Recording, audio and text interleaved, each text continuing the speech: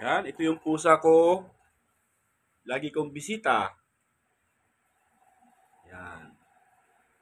Actually, ito yung pusa na kabats ni Shooter. Hindi ko alam ano pangalan nito eh. Hello.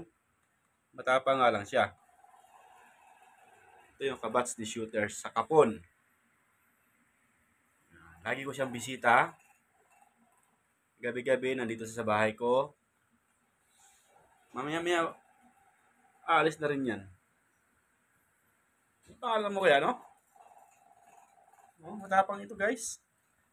Pero lagi siya may pagkain. Ayan ang pagkain niya.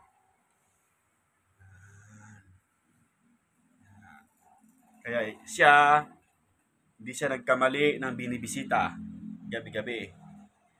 Lagi siyang busog. Okay, thank you for watching, guys.